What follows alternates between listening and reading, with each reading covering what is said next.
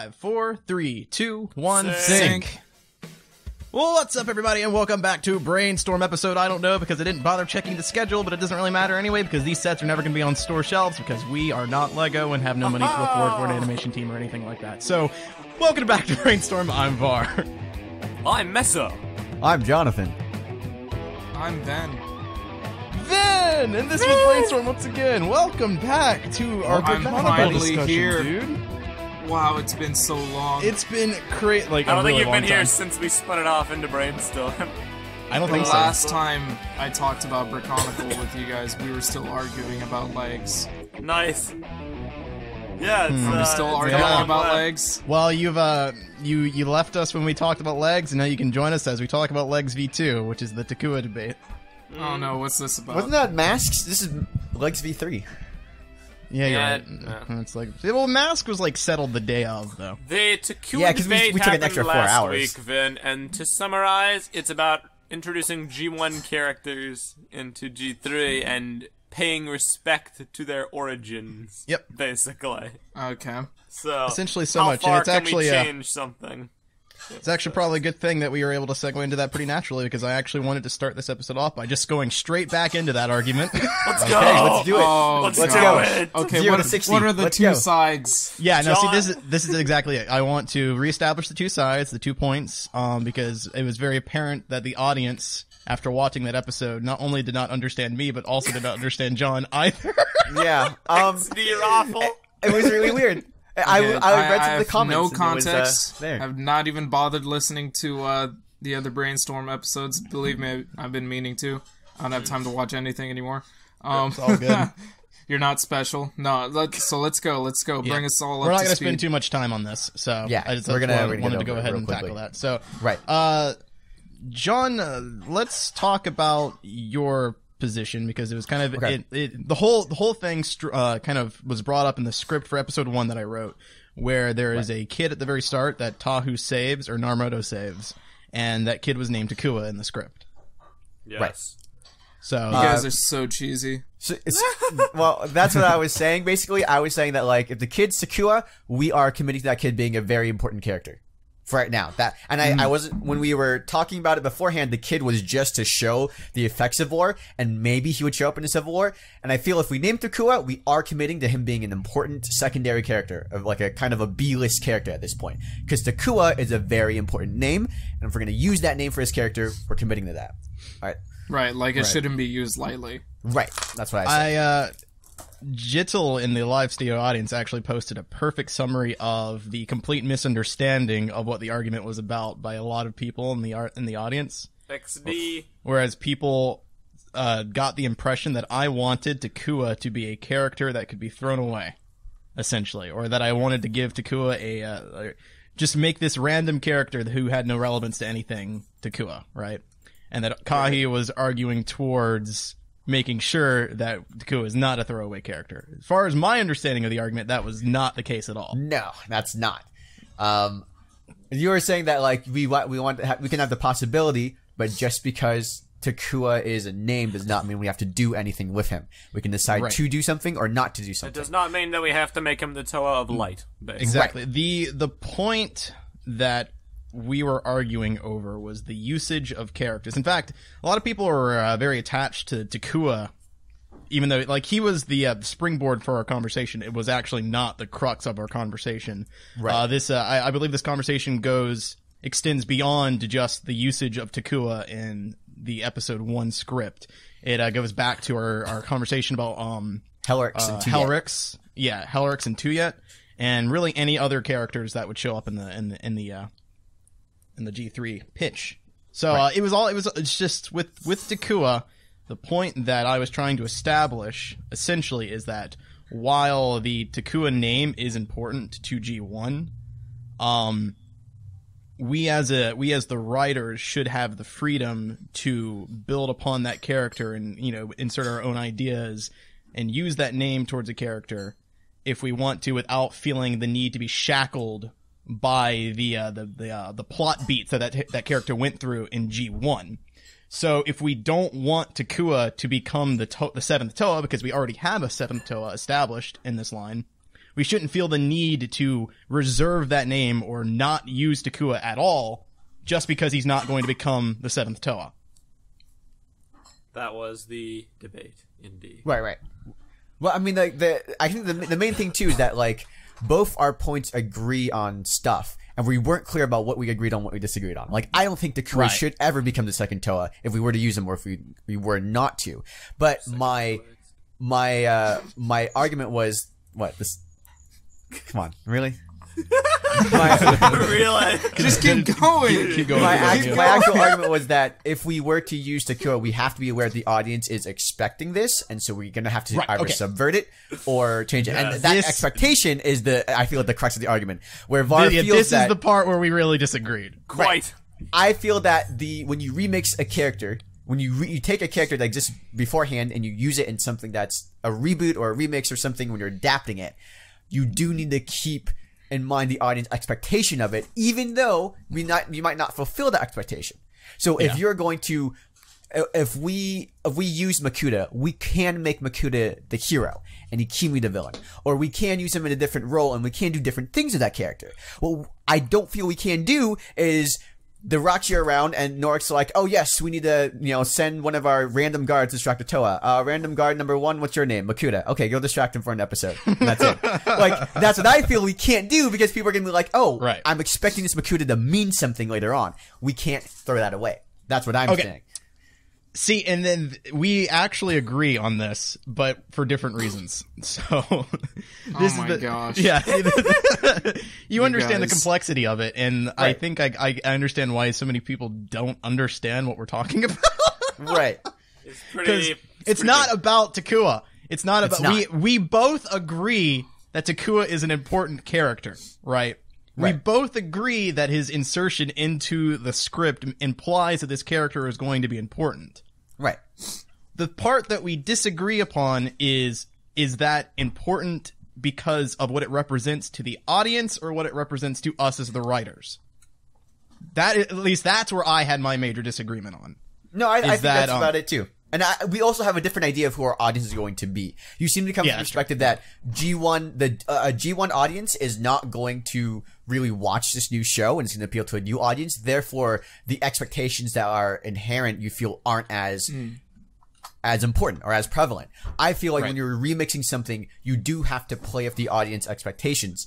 But that does draw from my own experience as being, for instance, like a comics fan, right? And I see the movies come out and there's changes you can make to the comics. You can change stuff in a big way depending on how important that character is. You can change Aquaman from this kind of, super, this blonde white dude into Jason Momoa, who's this Hawaiian hulking dude with a giant, beard and everything. You can change that. You can change it to Khal Drogo. You can change Nick Fury from this white dude with an eye patch to Samuel L. Jackson with an eye patch, right? And but you can't make Superman blonde. You can't do that. People would be very upset if you made Superman blonde, I feel. As opposed to, and so the layers of importance of what makes that character valid, that's what you have to play around with. That's what you have to subvert or ensue, but you can't change the importance of that character. You can't make him, and I feel that what I was saying, Navar, is that you're going to shackle this character, this kid. We have to make him an important character if we name him Takua. If we name him something else, we can make him really important. We can make him not important. But if we name him Takua, I feel like he has to be important. Right. I also feel there's something to be said for starting off your story with a big change. To set the precedent, this is going to be different. Well, I think... I see it as symbolic more than anything. Well, I mean, the part, yes and no, because part of the problem is, this change isn't going to be apparent until, year 2. You're going to see this Takua character, but no one's going to know what's different about this character versus his G1 character until the story progresses. We all know he's not the 7th Toa. Right. We're writing the story. The people listening to this podcast know he's not the 7th Toa. But the people watching the show, assuming that they know of Takua from G1, aren't going to know that. Which is why I'm assuming that, or not why I'm assuming, it's why that I feel like the audience's expectation for him to become the 7th Toa does need to be addressed. He doesn't need to become the 7th Toa, but at some level he has to be important. And there has to be a thing where if he's not the 7th Toa, we can't just randomly have him show up once again in season 2 and then like not have him again. We need to have him be an important character. Okay, yeah, I can agree there. But then we diverge on how important, because last week we were like, why can't he just be the chronicler? Well, yeah, it's related, but it's a different argument. So it's like what we do with Takua is not the thing; it's a precedent of what we're setting for all the other names we're going to use. Well, I feel that so long as there's one aspect of a character's personality that is being carried forward, that is good enough. That is like my feeling if towards it too. Makuta was brought on and he was a villain, perhaps not as insignificant as a guard.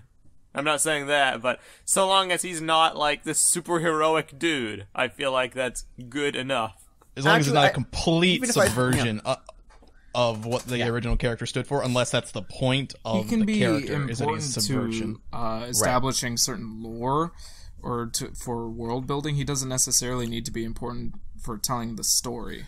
Yeah. Well, I mean, it does tie back to the Helrics and Tuyet argument that kind of took place, or was it Nokama versus Tuyet, or essentially? No, it was I mean, like, the idea is that like a lot of times I feel like with the name there's an implication that comes with it, and certain characters are going to be evil if you choose an evil name for them, or if you choose to subvert them, you have to make that a thing where they're subverted. But you can't just willy-nilly choose a name without being aware of the implications it brings along. So if we name this character Tuyet that we were talking about, I feel like at some level she has to be either a Knights Templar or evil. One of those two lines. We can't just use the name Tuyet without having that expectation be brought in, like...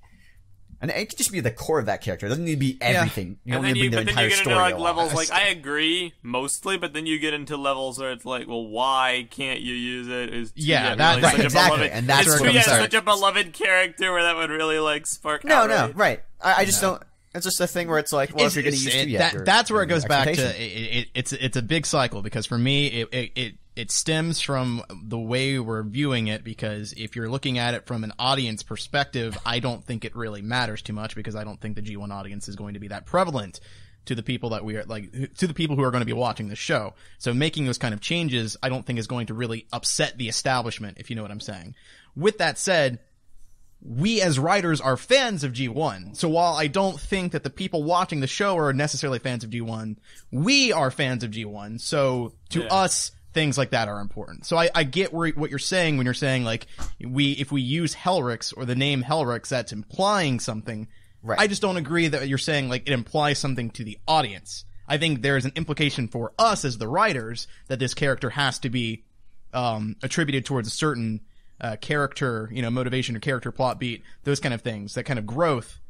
But I also have to, like, but with that said, as the writers, we have the freedom to ignore those shackles if we want to. Right. And I think the only reason that we have those shackles is because we're fans of G1.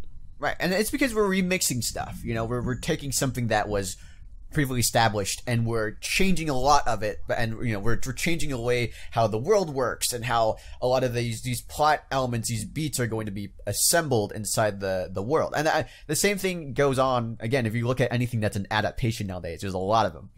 Marvel's a big one, but so's just Transformers, so's everything else. They take elements and they remix them, and they're doing a new Ben 10 show. And there's going to be elements that carry through. And it's like, if, I don't know, imagine if like, Kevin 11's some nerdy dude with like like a giant nose and like the thing, and he's like zits all over and he's the thing. And like, that has to be either a subversion or it has to be like they have to be playing up the characters, with the audiences. Or just adapting elements from the original that we were pulling from. And I mean, that's part of what I was saying is like, you can still, like, there's more to Takua than just becoming Takanuva. Yeah. And that's why in the original debate, I was trying to separate Takanuva from Takua as though they're two different characters, because they served different roles once that shift happened. Once Takua became Takanuva, that character changed. His service to the plot was different. So when it comes to, developing the story further, they're technically two different characters. They didn't even really continue, like, Takua's motivations and, like, friendships that he established as a Matoran are completely different. Yeah. They're gone. Like, you would think Takua becoming a Toa, causing a shift between him and his friends, but then Jala becoming a Toa, they'd be able to like rekindle like a friendship. How did they ever shared a scene? They never like. I think they shared a couple scenes, maybe. No, I don't think so. No, They don't. Not ever since Jolly Toa. No. Okay, I know what I'm thinking of. I'm thinking of Takanuva following them before they became Toa and Nika. To the Voyanui. Once they became Toa, once Voyanui happened, it was all over because they could have been like super Toa bros, and they literally just threw that friendship away. It's those kind of missed opportunities that always bothered me, like when Huki became a Toa and Maku did. That could have been interesting, you know? Right. So that's why I was trying to separate the two characters, because to me they represent two different things. So when I'm trying to adapt Takua as a character, I'm trying to pull from his story elements from year 1 and year 2 before he became Takanuva, which I feel like there was plenty to pull from, but also not enough to where like we can pull from it and then make our own stuff with it. You know, like it's not there's not so much bloated Takua content that it feels like he's that important that we can't change things about his character. So I honestly, I feel like Takua is like a perfect balance. The thing is that I agree when you're talking about the actual semantics of what these two characters served. And the execution, they were two very completely different characters. But I do feel that, again, that's part of the audience expectation is not going to be there for every character. And so I get what you're saying with Tuya. It's like, all right, Tuyet's not really a beloved character that everyone knows about. Therefore, we don't need to always, be beholden to whatever we do with that name. Is it Takua that's the beloved character or Takanuva? Well, I think just the importance of Takanuva and his transition into Takua into Takanuva, which was like a big deal. We're not planning on including Takanuva into this story, are we? We're not, no. Which is why I'm talking about this now. Because remember, if we're separating Takua and Takanuva, we could say as story analytics, they served a very different purpose. However, in the actual story, they were the same character. And it was a huge plot point that Takua became, and a huge part of his character development, that Takua became Takanuva. Post-Takanuva. Yes, do keep in mind. There's no development, but the part that was really beloved to fans about Takua becoming Takanuva was that it was revealed. Because remember that Takua was the stand-in for the audience. He was the kid amongst the adults, right? Mm-hmm. Once Takua becomes Takanuva, it proved that you, as the everyman, the stand-in, the audience, the kid playing with the sets, can become a Toa. Right. You can grow up. You can become the adult figure. You can be that hero. That was the big important thing about that character. That was what was beloved about Takua becoming Takanuva. So we can definitely subvert that and being like, Well, we're already working with that though. We've already adapted that. All 6 of our main Toa heroes start off as Matoran and then evolve into Toa. Yeah. We're already using that plot point. Right. We've already adapted that. And it doesn't necessarily need to be the same for Takua. Right. So that I don't think that needs to be there at all. There was someone in the comments who was like, "Oh, it's like John, I don't know. I don't really get your point," and it's like I feel like I don't either. But then he was like, "Oh, I think Takua should be the 7th Roxy." The 7th Roxy! Yeah. Roxy. I did see that. Did you see that? I was like, okay. I think I saw that. The 7th Roxy. But see that once again, when I see a comment like that, it's not. I obviously I have a very negative reaction to that. But for me, it's not because I think our audience would hate it. It's because I hate it. Well, okay, no, Ven, I think. What do you think my point is, though? Because I think you're getting the same confusion as the audience. I don't know. Even though I said that beforehand. Even though I don't know, because again, I'm just hearing more of. I agree, but I also agree. Yeah. And it's, no. The thing it was the fundamentals that we disagreed on. That's the problem. You probably disagreed. If you think I'm saying that Takua should become the 7th Toa or he needs to become the 7th Toa, I'm not saying that at all. And I'd rather him not being the thing. I heard that part. Right. So what I'm saying is that Takua needs to be important. This kid needs to be important. We cannot throw away the kid, and therefore we don't have freedom as writers. No, I mean, like I get that. Okay, so you're trying to refute a point that says that Takua should be a throwaway character. Does anyone here necessarily want that? Yeah, see, I think the mistake was the assumption that this Takua would be a throwaway character to begin with. Yeah, I don't, because I haven't heard anybody say that. Yeah, Takua doesn't mean shit. I get what you're saying, but I'm perplexed because, like, it feels like we're just saying the same stuff. Like, even last week, it was like, we need to keep this in mind. We need to keep it in mind. Yeah, we need to like, keep this in mind. And I'm like, we're we keeping it understand in mind. Yeah, we understand it. I know. It's in my mind. If anything, I can't get it out. Get it out of the box. I get like my body. Previously the kid was a throwaway character when we came up with the concept of the kid, right? Right. So but now that we're making him Takua, now that kid is no longer a throwaway Now the character. kid's no longer a thing. Okay. Right. He will play a role. But the thing that I'm saying though, like what I was saying when I created that character, or when I made that character Takua, the point of the script, what the script was saying is that this character is important. Is that he's no longer a throwaway character. So yes, I do have that in mind. I do understand that Takua as a name isn't just a character that isn't just some random character that shows up once and never again, right? Yes. And I think that The like point that about will, that will Makuta being turn a into guard was development very, thing. very, very good. I feel like. Well, I mean, like comparable. once you think about like the character and what he's gonna grow up and represent, we will have to address too when there's a seventh Toa and it's not Takua. That will need to be at some level addressed in the story. Maybe Takua figures out that you don't need to have the elemental powers. You don't need to do this thing in order to become a hero. Maybe he doesn't. Maybe that kind of. But we do need to address that subversion we're gonna do later on because we are gonna subvert it. We are not gonna have him become the seventh Toa. Therefore, that needs to be addressed. Not like addressed means like when I say addressed, I don't know. You don't need to make it the whole plot point or a plot twist that Takua isn't the seventh Toa. We do need to have a thing where Takua learns some other lesson or he does some other thing. Agreed. Sure. Yeah. So that's what we're committing to for this character, basically. That's Vin, you sound very unsatisfied with that answer, but that's okay. no, it's not. We're gonna go ahead and move on. I was hoping to keep that at 15 minutes. We went a little longer than that, but that's okay. Fine. So I feel like we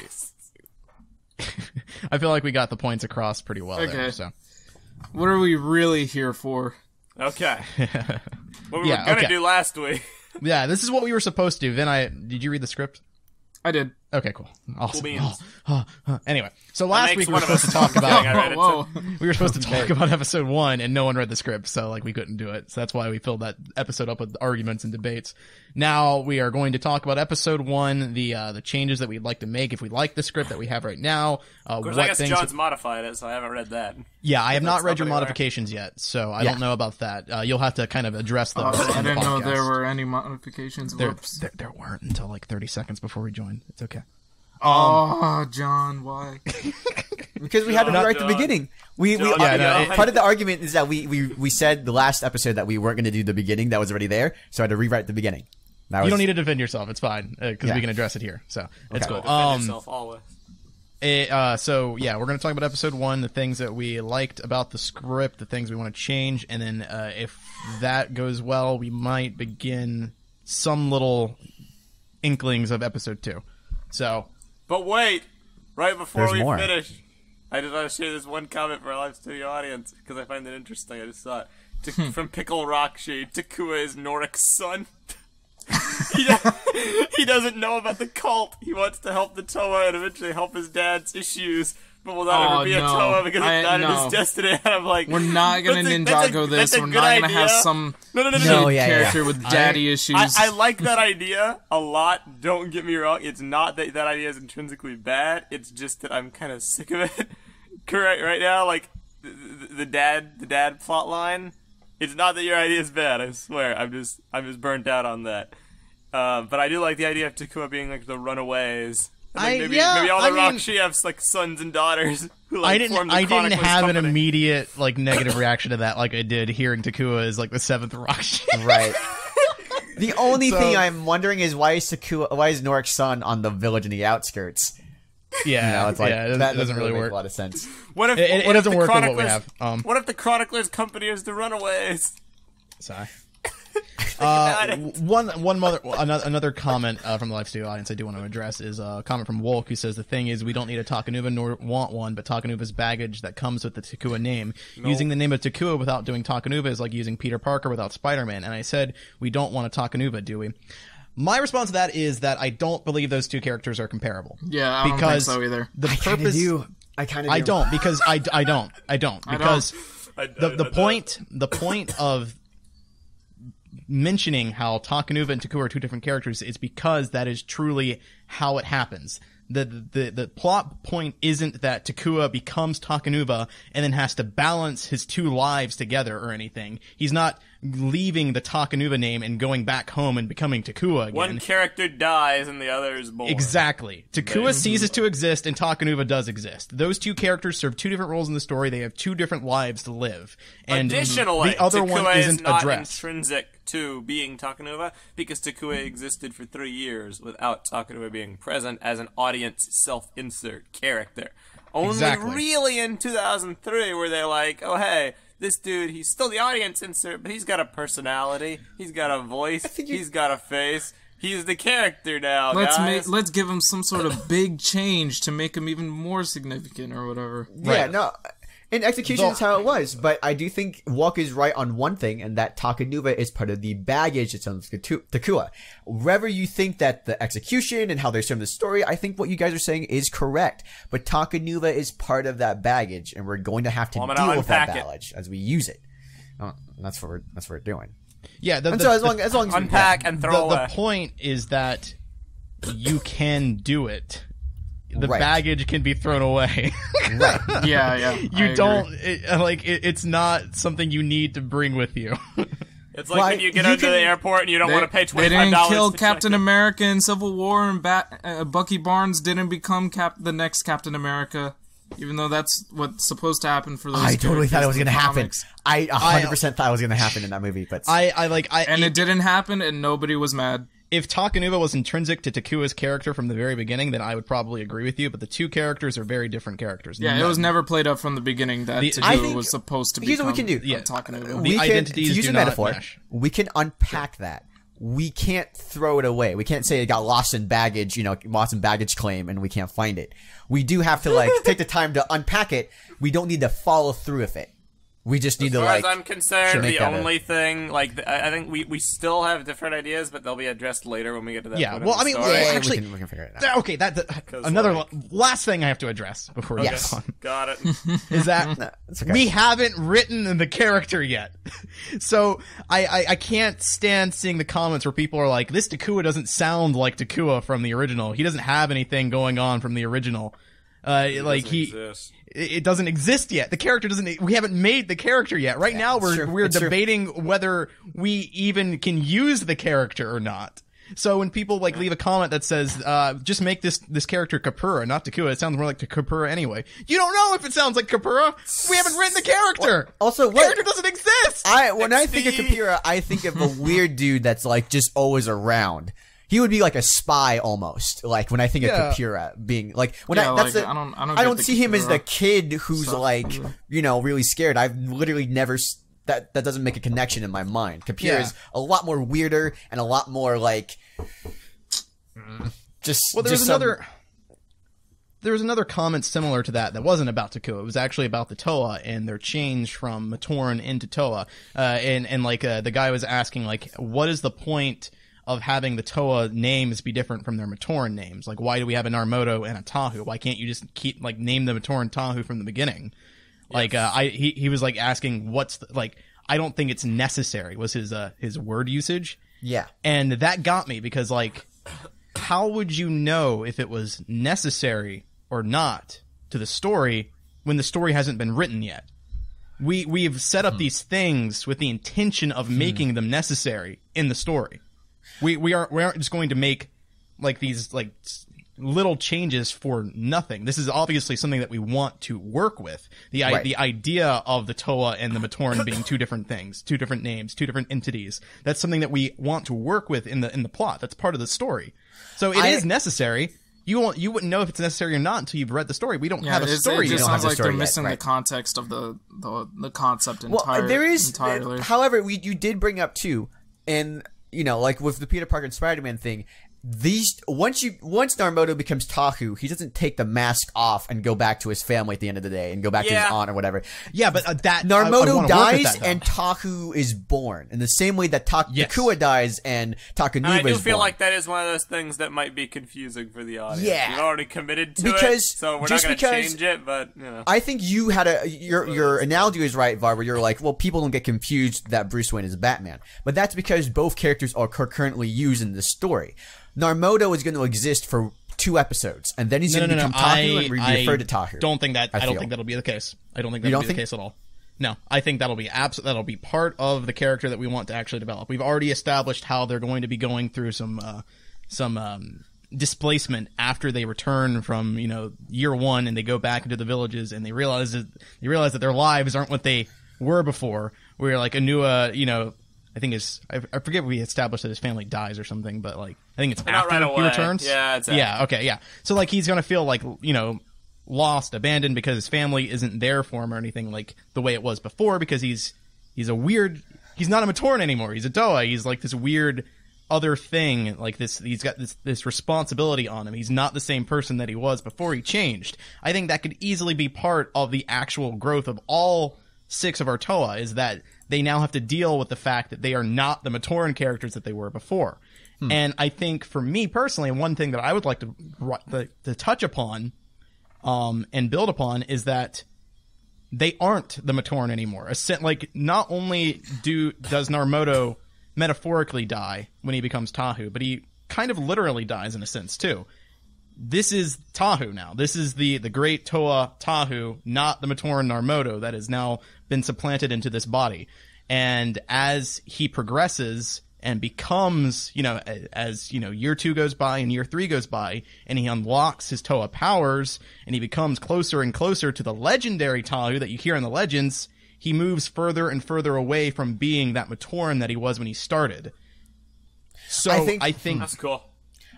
I mean, you're talking about this in the context, Narmoto, but like I was, and the more you talked about it, the more I realized where we can actually have this distinction and where it actually makes sense for the plot is actually more with Onua, I feel, than anyone else. Where because of the family connection, that would be that's the crux of his absolutely. Who are you inside? Narmoto doesn't have the same connections, but I was just using Narmoto as just a name, because we're talking about. Yeah, it's like you guys are saying it doesn't just have to apply to Onua. Right. No, I just wanted to bring that up. Most evident. I wanted to bring that up, not for you guys. I know you guys are. I'm for just for the audience and what they're thinking of. They might be thinking, well, Narmoto, he's just a general. He can be whatever. But with Onua, the importance of him being this character Korgo beforehand and then becoming Onua, that's a big deal and a big change, and it's going to be an important plot point for that character, because how much of it is still Korgo, how much of it is now this new Onua, how much of you is still in there? Are you still the same person? Are you not? Are you still the person I married? Are you not? Are you still my dad? And for me, I think the reality is the ultimate realization that I feel like the Toa should have to come to, like the conclusion they need to reach, is that he's not Korgo anymore. He's Onua. That he has to take on the burden of responsibility and become, what he was destined to be. Fulfill his destiny by being Onua.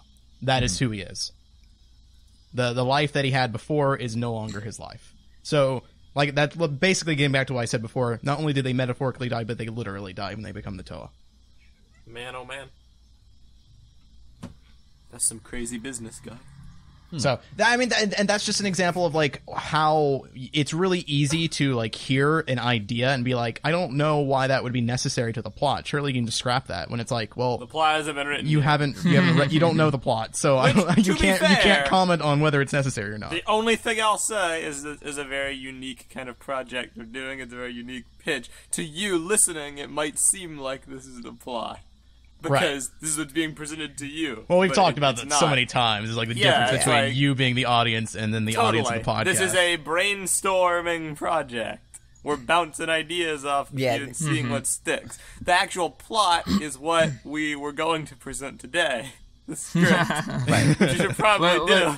Let's get back to that. Let's get back into it. All right. So what did you like about the script? What did you want to change? And also, should we... This is actually a question. Should we release the draft? Let's Once release it's the draft. Revised, yeah. No. Let's or release right the now. first part of the draft, and then we can release our revisions. Our first that's draft. An important, Okay. That's an important part of the screenwriting Just process. understanding what we're talking about. Understanding what we're talking too. about, and also seeing the changes that we make because of that. So Right. Bring it. Okay, so yeah, we'll put the PDF of the first draft in the description, so you guys can and see that. we'll hopefully, I think like the changes I made will also be released sometime after. I want people to have the time Okay. to read the first draft and kind of get that. I will go ahead and put that in the. No one in the live studio audience is going to be able to read it in time for our discussion, but I'll go ahead and You're gonna read post along that with it. here. Yeah. Anyway, so what did you like about it, and what did you want to change? And we'll get into those changes. I liked. Okay. Anyone have anything? Particularly, To... I liked the I didn't have more. I was getting to it. I quite liked the scene where they were voting. I feel like that was one of the things I was worried about. Like how can we handle a scene like this, but also have it be relatable and also have it be interesting? Because too often scenes in like courts or whatever are bogged down by exposition or just people talking about random stuff people can't care about. I thought there was a nice balance in the dialogue that actually made you be like, oh, this is a serious issue. And because it was opening the story, you were paying attention, looking for details. You weren't bored to tears, at least reading it. It would obviously depend on how it's shot. Cinematography can go a long way towards making a scene more interesting as well, but I give that one a thumbs up for now. I liked Norek's role. I feel like you pretty much hit that right out of the park, just how I was imagining him, kind of like the sneaky manipulator, just going around like convincing Taku. I was what actually to pretty do. happy. I felt like there was a very natural, while I was writing it, a very natural kind of like inclusion of Norik kind of manipulating Tahu into Right. Yes. going forward. I like the thing you gave at the end where he was like, "This is my home too," and you're like, "Oh yeah, that's a reasonable excuse as to why he would want that done," and also it Yeah. serves his greater purpose. But like, oh yeah, that makes sense. Yeah. Totally. The action sequence seemed well done. It's important that we do have a good action sequence in episode 1 to set Here's the something I was expectations conflicted for about, actually, while writing that. that. Okay. I don't know what LEGO's policy is on violence anymore. I don't very know. I vague. don't know any like. It's like Because I remember before we had a scene in one of the books from 06 where Tahu is sword fighting with Zaktan, right? And I remember that was a big deal because it was one of the first times the Toa had used their weapons like weapons. And I remembered from the very beginning, from the earlier years of Bionicle, it was very cleanly established that they are Toa tools, right? They're just they're just used to manipulate the elements. the elements, exactly. Tahu never used his sword like a sword. So I was while writing, I was a little like concerned about where we should go with that, because Well, I if think you it's noticed pretty in the evident by script, watching the other shows. yeah, if you noticed in the script, I didn't have Tahu physically attack anything. Yes. It was mostly running around, dodging, and kind of like using the elements or like manipulating the environment instead. Which I feel is how LEGO would probably do it. I feel I like think so as well. with weapons, as we've observed in the Ninjago and the little we saw of Nexo Knights, they do have sword fights all the time, but they very rarely have scenes where someone gets hit by a sword, if that makes sense. It's like Right. Star Wars philosophy. Well, let me. They clash I'm swords. thinking of like. I don't know There if you was a guys- scene, and I touched upon it in TLDR, where the Zane has a dream, like a fever dream, and it has the Green Ninja, and the Green Ninja just straight up murders Garmin on, like he smacks Garmin I was on. gonna bring up the Ninjago show and the Lego movies Yeah, like because those have been pretty blatant with their violence. well, the Lego It's movies true. are on a Boy completely lost an different field. yeah, I think. the They got Lego more freedom. movies. No, the Lego movies are controlled by Warner Brothers ultimately, and Lego has some input. I feel in like what they want and don't want as part of the brand values, but there's a lot more leeway given because of the Okay, movies. how about the Lego video games? Yeah, I was gonna say the video games when Chewbacca rips off a stormtrooper's arms. That was something that happened. In Remember literally that? every video game, every Lego game, you are beating somebody up to Yeah. move on to the next part. They do have But- violence. I do think that Well, like what in the Lego you're playing it a little shows, safe. if we just observe what's happened so far in Ninjago, Nexo Knights, Elves, Hero Factory, and Journey to One, I think it's pretty apparent where their Right. policies Well, stand. because no here's the actual deal. physical violence. In the The live idea studio is- audience, in the live studio audience, Willis points out that being knocked off the boat isn't necessarily killing him, but like watch the scene again. The Green Ninja literally takes his katana and like smacks Karakhan in the head with it. Like, it's like decapitation plus being knocked off the boat. I mean, it was pretty like it was when I saw it, I was like, that was really violent for a Lego thing. The main, I think, like what the people are looking for, or like is looking for, they don't want kids to be able to emulate the violence they see on the show, which is why elemental stuff is perfectly fine, because as hard as you try, you can't make fire shoot out of your hand, right? So like, if you're like, oh, fireball, that there's no violence done from one kid to another kid, and therefore that's okay. That was also a big thing of Avatar. Basically, I feel like weapons should be reserved, if this makes any sense, for fighting against other people who also have weapons. Right. And they can clash. Right. Where for Rahi and for stuff like that, it's keep it to elemental. But they can use the weapons for environment stuff. Like Tahu can use his sword to like cleave off like some rocks, and it'll cause like a rock tree slide or whatever, or like a that tree, makes sense. And they'll like fall on. And they can people. still use the swords and shields and stuff, but like if anything actively makes contact with another character, like on their skin or on their body, everything that should be elemental. Yeah. Yeah. Or like if the fire spitter, like, I don't know, spits some fire and it comes at Tahu, he can like deflect it with his sword. Exactly. That's how I used it in the script, is that like whenever he used his sword, it was in defense. So like if a fire spitter was attacking, he would use it to block, or like stuff like that. That's a good call. And so, but Tahu always uses elemental powers in offense, but his weapons in defense. The thing I avoided was having Tahu strike with his sword. Like, he didn't hit anything with his sword. There was very many like instances where I could have easily written, and then Tahu slices the fire spitter with his sword, and it bleeds and dies. You know. Now the exception here, I don't know if we'd ever have this, because like Makuta isn't really about shadows this go around, but like if we ever have some kind of a creature who like puts forth shadow entities, or like shadow Toa, or like shadow creatures, these ethereal beings who aren't really there, I can totally imagine Tahu just like slicing them up and like that'd be fine. Like, that's perfectly fine. Like they've done that before, I believe. Where it's like, it might be like ghosts or like water, like if you could see them. Actually, no, they did this with the snake in the latest Ninjago season.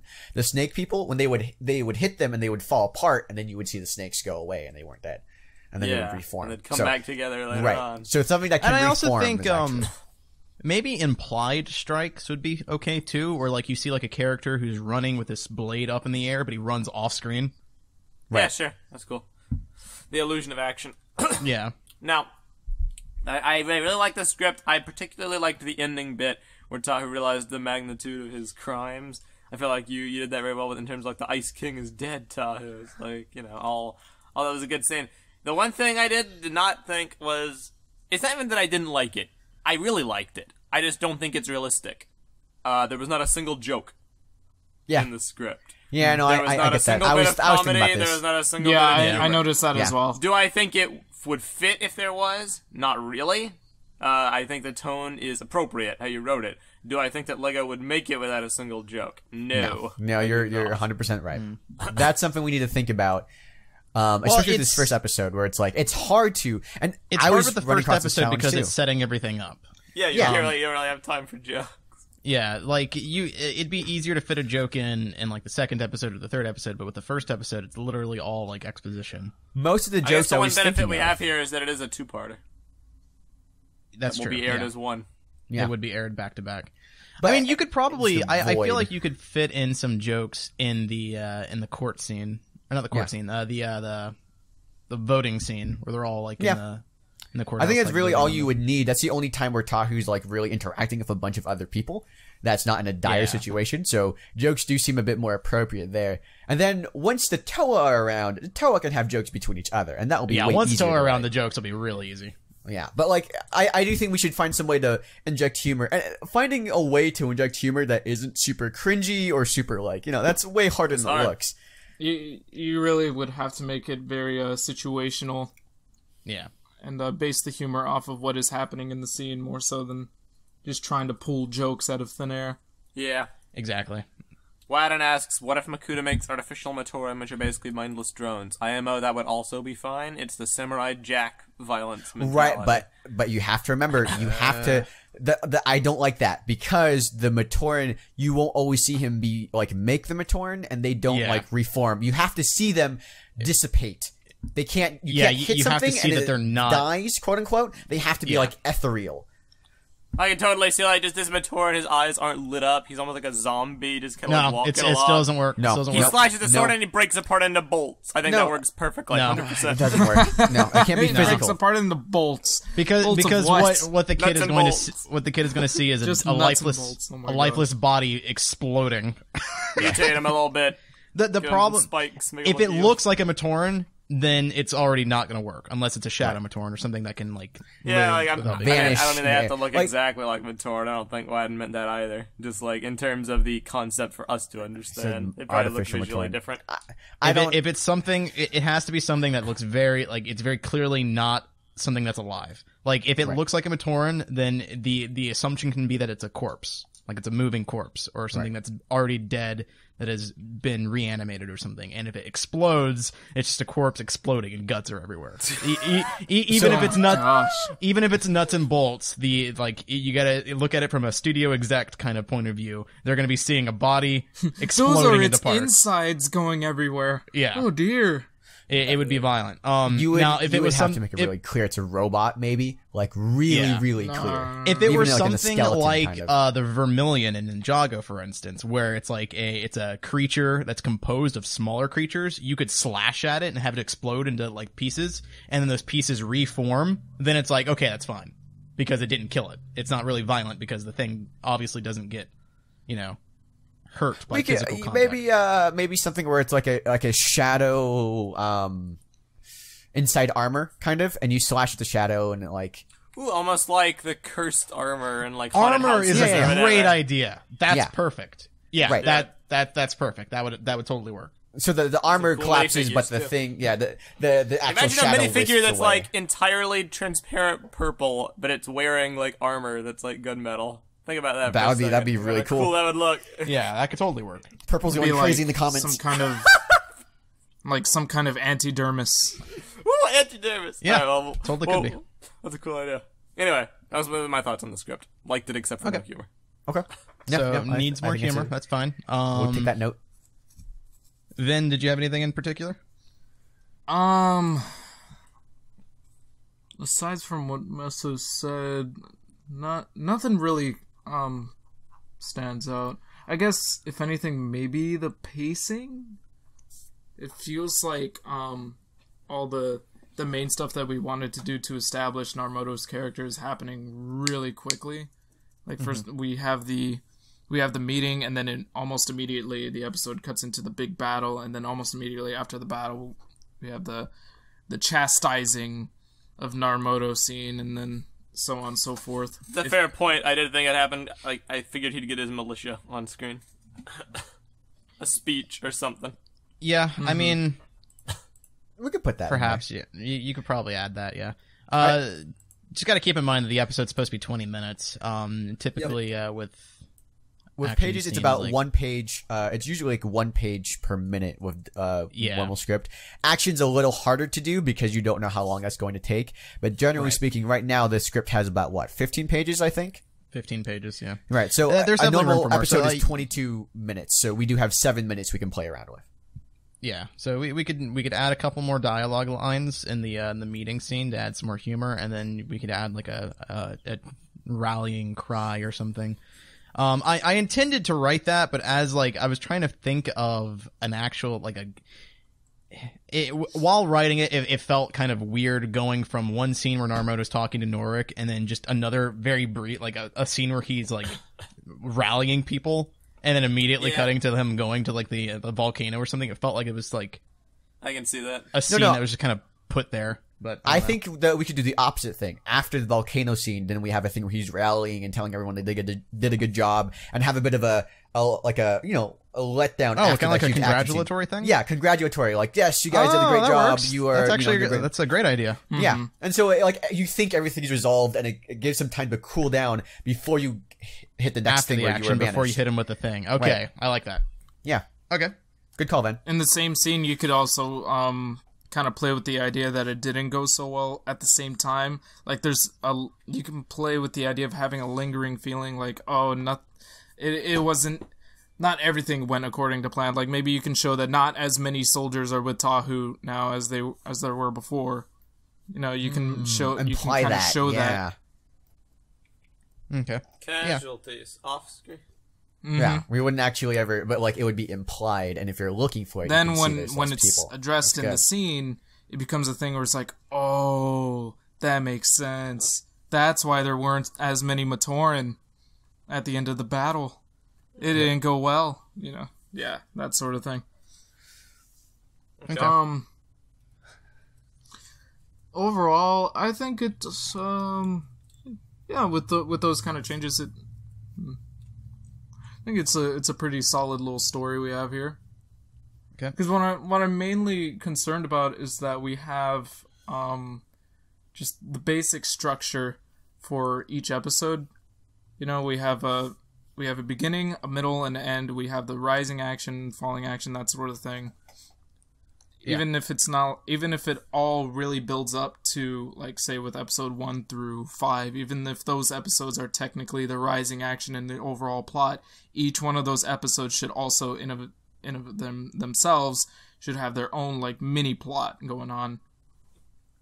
Okay. You know? Yeah. So that, I think we have that here, where it's like, we got Tahu, who immediately comes off as, like, this superhero. He's saving some kid. He knows what he's doing, and then he's challenged with this whole threat of the fire spitters and everything, and he decides to go take it on himself. He's the superhero after all, and then by the end of the episode, it turns out it didn't go so well. And by the end of it, we realize Narmoto isn't as grand as he first seemed to be, that there's more for this character to kind of work on, and that intrigues us to want to see what happens next. Okay. John, so I know you had some actual changes you worked with, particularly at the start. Want to talk about those?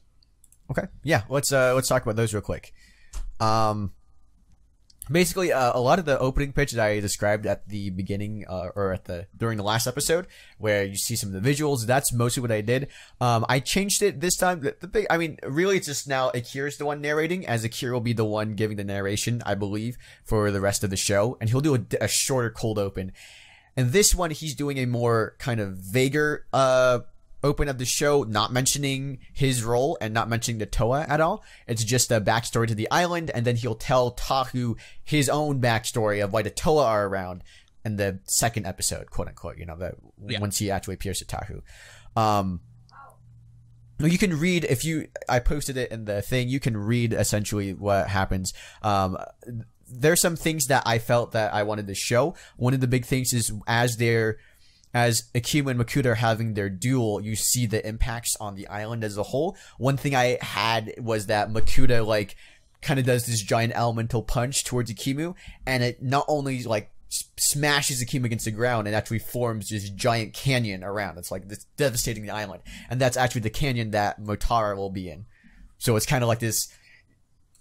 It's not something the audience might necessarily get ahead of time, but it's like a kind of a hint towards why is the island, where are some unique aspects of the island in there. It's because the brothers had this giant battle against each other before. Which I really like. I think it's it's what G2 tried to do and didn't do it as well. Right. But it was one of the better elements. Okay. I like it. The last line that I had for Akira, I was kind of proud of, where it was like, they sealed away the brothers, and he goes like, we hope that they would remain sealed until the end of time, but time is not always on our side, because the mask of time is being used against them. See that? Hey! I like it. Okay. There's a lot of small changes. As I'm going through the script, it was just a lot of small changes. Some of it was with wording, some of it is what was shown. I added a quick interaction with a villager where Narmodo's telling them all to get to the city. Like, hey, everyone evacuate toward, and then soldiers like, hey, we don't have enough men to hold this, and it's like a huge deal. And Narmodo is pointing everyone towards the city. And then when he gets there, the gate's already closed. And so that like fashions the thing where when he says get them open. Okay, yeah, that makes sense. Right. So that's why everyone's there at the city. And then when he opens the gates and everything. Norik mentions it later on, where he's like, you left our defenses vulnerable against the fire spitters, and that's why you're reckless as well. He also, one thing I thought might be kind of important or kind of cool is that he gives Takua an actual like badge, or like an actual like, some sort of like sigil or something from the Takua guard that he has. And I was just thinking it would be kind of cool to incorporate that into Takua's design kind of going forward, and kind of I had this active thing. And when I first wrote it, I put a helmet, and I realized that didn't make sense because I have masks, so that was stupid and dumb. Hashtag human bionicle. Exactly. I was like, he gives the Takua a helmet. That's really stupid. But he does give. You should leave it in there anyway. And make that into a joke. Like, what are you wearing this thing for? You don't need that. You already have a mask. What's wrong with you? The idea is that like he gives Takua some sort of like symbol. When he says you're a soldier now, he gives him like a visual thing that is like, oh yeah, I'm a soldier. And then you'll see that like later on, and like it'll make Takua a bit more unique, I feel, as a character and part of his character design if we see him later on. Let me think. I was thinking about injecting some humor into the argument scene, so I feel like that will be a thing that I'll work on there. I didn't get that far. I got up until the what's here, the 7th page, after I rewrote the intro and stuff.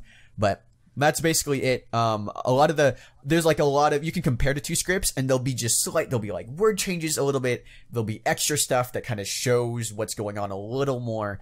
But nothing I can like specifically address, as this is a huge problem with the script. I felt it was pretty well done overall. Neat. Neato. There is one thing that I did actually think when I was reading it, but I completely forgot about it until one of the live studio audience mentioned it. Willis, why would Karzani be used as a curse? Yeah, I actually removed that. Even exists. I removed that when I rewrote the script. I didn't like that. Yeah, part. I mean that was really placeholder when I added it. I didn't know what else to put there. I got to that part and I was like, I want this to be a curse, but I don't know what it would be. So I'm just gonna put in Karzani. Curious, like, because I actually like that. I was just wondering if there would be a way to make it work with our canon. But if we don't bother with it, that's cool. I don't think so. Maybe pick a different name for it, I guess. It could still be associated with Karzani if that's what you guys are going for. Just, you know. I don't think we should use other names as curses. Breaks using it a for name me. as a curse is not a good idea. Yeah. So I think we also, I just rewrote it basically. If you look at the script I did, Chat, it's just cough, Anada, cough, guns. No. Cough. You know what? Anona is a great example of that whole argument about how we should keep importance to names and like reserve those for really big things, because Anona I feel has a lot of potential for exactly way down the line after Karzani. So we can still use that. It's just like let's not do that right now. Let's not use it as a swear substitute right now. Anona as a villain fighting the Toa Nui in space. I was gonna say that Anona would be our third villain. Can we like just skip everything and go to that? No, I'm kidding. Anona's like the Brainiac. She goes from world to world. So awesome. Yeah. Okay. Anyhow, Literally, yes. That's exactly what I was thinking. Like Anona, Anona would be like the big like cosmic villain from. Yeah, they go to the planets afterwards. Awesome. We can finally interact, give new races then or whatever. Another thing is that the Narmodo like actively makes it clear to the guard that this is an order, and the guards are like, "Oh yes, sir," which I feel is. Later on, like, I want to establish that beforehand. Tahu gives orders, or Narmodo gives orders, and used to having him followed. And so when he gives orders to the Toa, and the Toa are like, who are you? That's going to be a bit of a conflict where he's like, well, people just follow me usually. So that's definitely a thing that it's like G2, except there's plot and reason and character, logic and thought and care. So nothing like G2, no. Oh my gosh. I was trying to hold back on saying man, Meso, you make me want to slap you right now. I really wanted to hold back, but then you kept going. Go on. G2. Well, let me stop you. Alright. I'll do it. Do Next it. time I see it, I'll do it.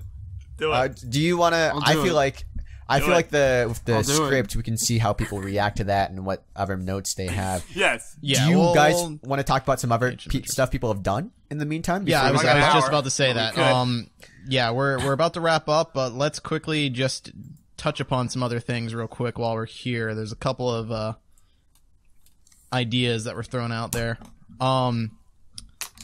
So one of the things we have that has been circling around is, ideas for the animated series, right? There have been a couple of different animated series character designs. Obviously, we touched upon Ragdolls not too long ago, but there has been another one here by, what's this person's name? Doomacam. And he has some different designs for an animated series. You guys can check that out in the general chat. All right. I like these designs, however, I do feel like they are more complex than what I was thinking of. They are really cool designs as concept art. They just need to be simplified for the actual Post show. on Patreon. Right. Yeah.